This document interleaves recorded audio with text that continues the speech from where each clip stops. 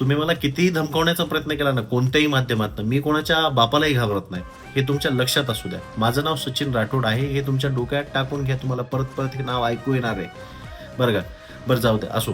माझं नाव सचिन राठोड आहे. मी जिंतूर जिल्हा परभणीचा रहिवासी आहे. आज आपण कोणत्या विषयावर बोलायचं माहिती आहे का? आपल्या आजूबाजूला खेड्यापाड्यामध्ये किंवा वार्डामध्ये जर काम चालू असते ना रस्त्याचे, नाल्याचे, तर याचे कॉन्ट्रॅक्टर कोण आहेत हे बघा. हे नक्कीच तुमच्या ते जे तुमचे नेते आहेत ना, साहेब, दादा, भाऊ, युवा नेते, दिदी, ताई, यांचे नक्कीच ते कार्यकर्ते असतील किंवा कोणत्या ना कोणत्या पक्षाचे कार्यकर्ते असतील. बरं, यांची शैक्षणिक पात्रता शून्य असते ते कॉन्ट्रॅक्ट घेण्याची, परंतु यांना तरीही कॉन्ट्रॅक्ट दिला जातं, कारण वरी यांचा कोणता तरी एक बाप बसलेला असतो. त्याच्या नावावरती कॉन्ट्रॅक्ट सुटतात. तो कॉन्ट्रॅक्ट उचलतो आणि खाली सर्क्युलेट करतो.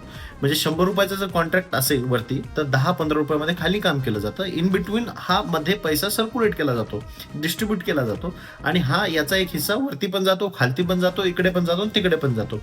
परंतु आपण कुठे जातो? आपण जातो खड्ड्यामध्ये. हे नेहमीच झालंय, बरं का. आणि हेच लोक, तुम्हाला सांगतो, हेच लोक उद्या तुमच्याजवळ, आता नगर परिषद आली ना, हेच लोक तुमच्याजवळ उद्या मत मागायला येतील. आणि 100% त्यांना हा प्रश्न विचारायचा, किंवा मग काय करायचं माहिती आहे का? कोपऱ्यात चप्पल बघायची, ती उचलायची आणि तोंडावर मारायची त्यांच्या फेकून. आणि या लोकांनी आपल्याला खड्ड्यात टाकलंय. आता ही जनता, आपण जनता आहोत.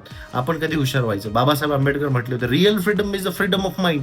तुम्हाला डोक्यानेच जर स्वतंत्र भेटत नसेल, तुम्ही डोक्यानेच जर स्वतंत्र जर तुम्ही स्वतःला मानत नसाल, तर मग ते स्वतंत्र काही कामाचं नाही. तर विचार करायला शिका, प्रश्न विचारायला शिका. आणि आपण हेच करतोय. तुम्हाला सांगतो, मला एवढी प्रचंड हिंमत भेटली आहे ना, या मागच्या 2-3 आठवड्यापासून मी व्हिडिओ बनवायला लागलो ना, मला परभणी जिल्ह्यातले एवढे मेसेजेस आले, भाऊ याच्यावर बोला, दादा याच्यावर बोला. मला पालमचा एक मेसेज आला, पालम तालुक्यातनं एक कोणतरी मुलगा होता, त्याने मला मेसेज केला, भाऊ म्हणे आमच्याजवळ बस स्टॉप नाही. तो तालुका आहे, ऍक्च्युली पालम तालुका आहे, आणि तिथे बस स्टॉप नाही, रस्त्यावरती गाड्या थांबतात.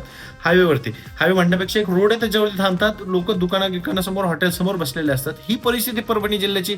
आणि तुम्ही म्हणता की परभणीबद्दलच तुम्ही का बोलताय, परभणीला बदनाम करता.